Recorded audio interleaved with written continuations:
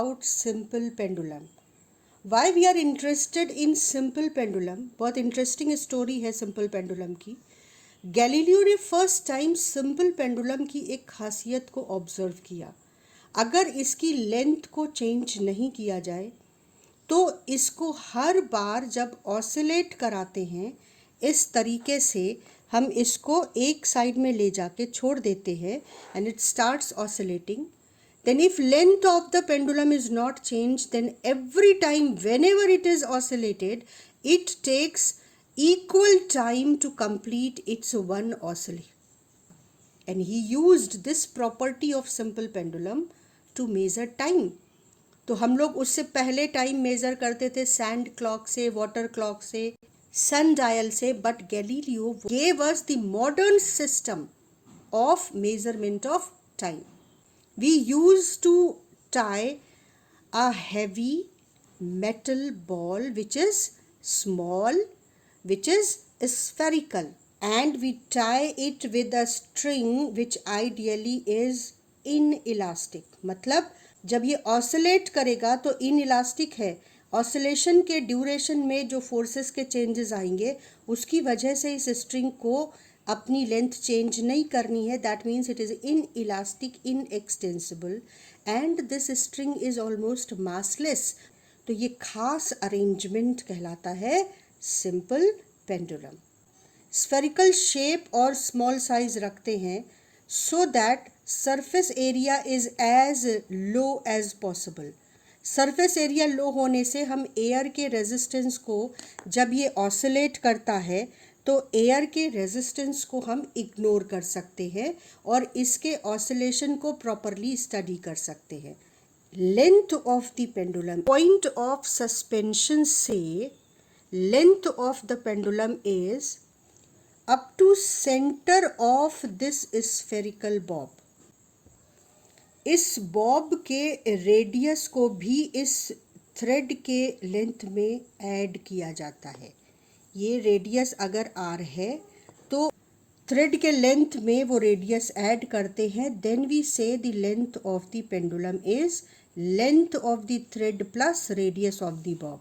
और radius of the Bob हम vernier callipers से नॉर्मली मेज़र कर लेते हैं.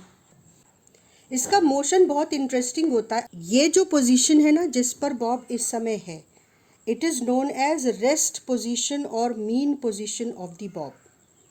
And then we disturb it from its rest position a little. अब इसके मोशन को ध्यान से देखो. ये रेस्ट पोजीशन से एक साइड में एक्सट्रीम पोजीशन ए तक जाता है, वापस लौटकर मीन पोजीशन पर आता है, फिर दूसरी साइड में बी तक जाता है और फिर वापस लौटकर मीन पोजीशन पर आता है.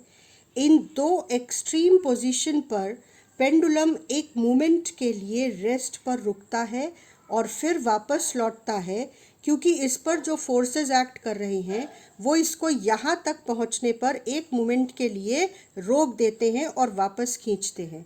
Similarly at this side of the extreme position Bob is stopped for a moment and then it returns back to its mean position.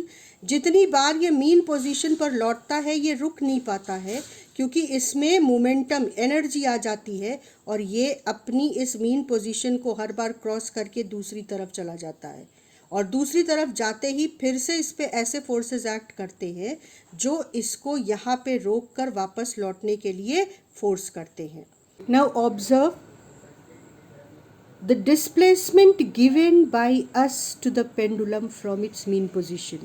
जितनी दूर ले जाकर हम पेंडुलम को छोड़ रहे हैं वो ही डिस्प्लेसमेंट पेंडुलम का एम्पलीट्यूड डिसाइड कर देता है.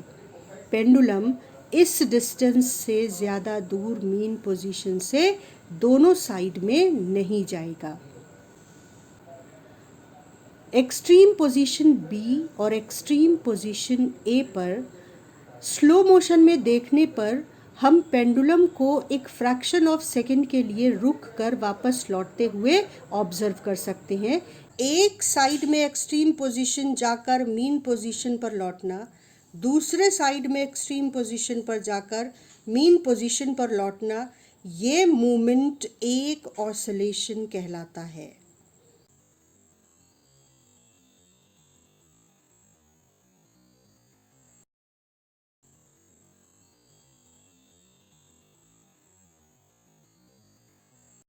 Displacement of the pendulum from rest position to extreme position is called amplitude of the oscillation. Now, time taken to complete one oscillation is called time period of simple pendulum, and number of oscillations in 1 second is known as frequency of simple pendulum. We can divide the whole oscillation of pendulum in 4 parts. This is first part of the journey, this is second part of the journey, this is third part of the journey, this is fourth part of the journey.